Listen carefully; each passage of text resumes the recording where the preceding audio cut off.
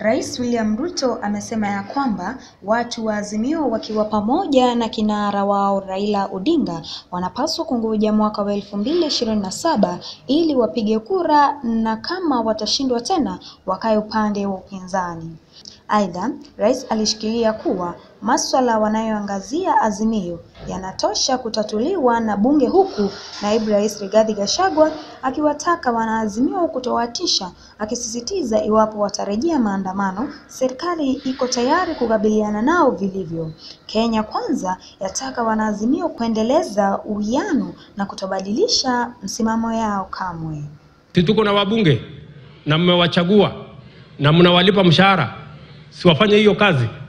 Na mimi si na hawa wengine si tupange mambo ya maendeleo tuende mbele.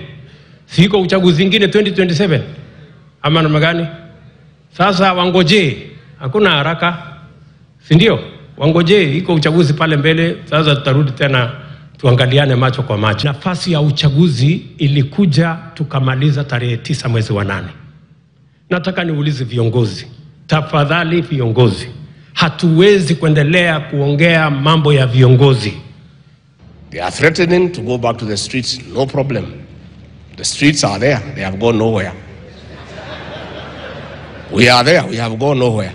No one, and I repeat, no one will destroy any property belonging to the people of Kenya. It will not happen. These people reached out to our president. They said they have reached a dead end. They want an exit strategy. The president said, fine. Go and discuss your issues in parliament. No problem. President called us and told us, we said fine. Wewe umetoa mwongozo, umesema watu watulie, wajadiliane kulingana na kisheria kwa bunge. Sasa wengine wanaamuka, wanamwambia atekeleze sera za serikali ambayo iliyopita. His Excellency the President is focused. Nyinyi muandamane. Na wacha mututishe ati munafanya maandamano next week. Mugeita kesho muache kututisha. Sisi tunaendelea na kazi, wa kuandamane waandamane, hata msiweke siku mbili, wekeni wiki mzima.